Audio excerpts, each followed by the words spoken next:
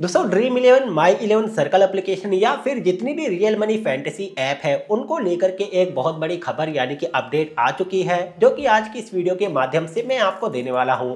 Video पसंद आए तो वीडियो को लाइक कर देना, ड्रीम इलेवन से जुड़ी अपडेट पाने के लिए चैनल को सब्सक्राइब कर लेना। चलिए फिर वीडियो को शुरू करते हैं। तो दोस्तों आईटी मिनिस्टर अश्विनी वैष्णव ने ऑनलाइन गेमलिंग को लेकर के एक स्टेटमेंट रिलीज किया है जो कि इंग्लिश के अंदर है और इस वीडियो में मैं आपको उसी स्टेटमेंट का हिंदी अनुवाद करके दिखा रहा हूं। साइड में मैंने स्क्रीन रिकॉर्डिंग भी ऑन कर दिया है, आप लाइव देख भी सकते हैं।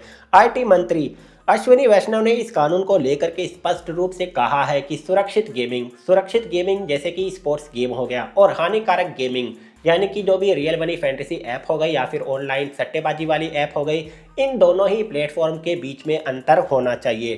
तो अंतर करने के लिए इन्होंने क्या किया कि गेम को 3 अलग अलग कैटेगरी में डिवाइड कर दिया जो कि मैं आपको आगे एक एक करके बताता हूं। जैसे कि नंबर 1 पे यहाँ पे आप देख सकते हैं गेमिंग श्रेणियों में अंतर। मंत्री वैष्णव ने ऑनलाइन गेमिंग को 3 हिस्सों में बांटा है ताकि सही जगह पे नियम लागू किए जा सके। सबसे पहला यहाँ पे आपको गेम जो देखने के लिए मिलेगा, गेम की कैटेगरी जो कि है ई स्पोर्ट्स गेम की। प्रतिस्पर्धी गेमिंग जैसे कि कोई टूर्नामेंट हो गया जिसे सरकार भी बढ़ावा देना चाहती है या फिर आधिकारिक मान्यता देना चाहती है, जैसे कि एशियन गेम हो गया या फिर ओलंपिक गेम हो गया। दूसरी कैटेगरी में यहाँ पे आपको सोशल गेमिंग देखने के लिए मिलेगी जो कि हम अपने मनोरंजन के लिए खेलते हैं या फिर टाइम पास के लिए खेलते हैं, जैसे कि चेस हो गया, कैंडी क्रश हो गया। इसके अंदर आपको पैसे डिपॉजिट करने की ज़रूरत नहीं पड़ती है, यानी कि बिना पैसे के हम इसके अंदर खेल सकते हैं। तीसरी कैटेगरी यहाँ पे आपको देखने के लिए मिलेगी रियल मनी, जैसे कि ऑनलाइन फैंटेसी ऐप हो गई, ऑनलाइन सट्टेबाजी गेमलिंग ऐप हो गई। इस तरह की एप्लीकेशन के अंदर पहले हमें डिपॉजिट करना होता है। डिपॉजिट करने के बाद में हम जीतते हैं या फिर हारते हैं तो वो तो हमारे लक पे डिपेंड करता है।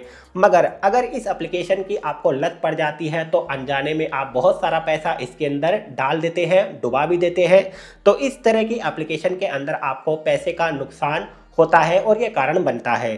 तो यहाँ पे आपको सबसे पहले 3 अलग अलग कैटेगरी देखने के लिए मिली है। इसके बाद दोस्तों यहाँ पे आपको नंबर दूसरा पॉइंट देखने के लिए मिलेगा असली पैसे वाली सट्टेबाजी पर सख्त कार्यवाही। उन्होंने बयानों का मुख्य फोकस हुआ है जुआ वाली जैसे कि गैम्बलिंग ऐप के ऊपर जो कि समाज के ऊपर गलत प्रभाव पड़ रहा है। उन्होंने इन बातों पे जोर दिया है। लत और आर्थिक बर्बादी, उन्होंने ऐसे उदाहरण दिए हैं जहां छात्रों सहित कई लोगों ने अपनी जमा पूंजी खो दी है इन सट्टेबाजी ऐप के ऊपर और किसी कारण से आत्महत्या भी कर ली है।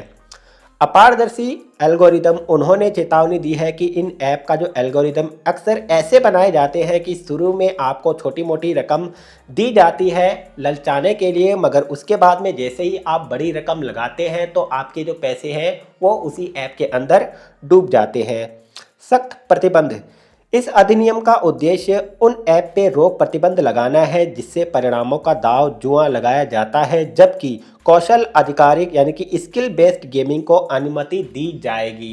यानी कि गेम ऑफ लक या फिर गेम ऑफ चांस उनको बंद किया जाएगा, मगर जो भी स्किल के ऊपर बेस है उन एप्लीकेशन को वापस लाया जा सकता है। स्किल और बेस की एप्लीकेशन की अगर हम बात करें तो ड्रीम इलेवन और माई इलेवन सर्कल एप्लीकेशन हो सकती है, पहले भी हुई थी, तो ऐसे चांस हो सकते हैं कि हमें फिर से ड्रीम इलेवन या फिर माई इलेवन सर्कल एप्लीकेशन देखने के लिए मिलेगी। अब दोस्तों मैं आपको यहाँ पे तीसरा पॉइंट बताने वाला हूँ, सुरक्षा और अनुपालन।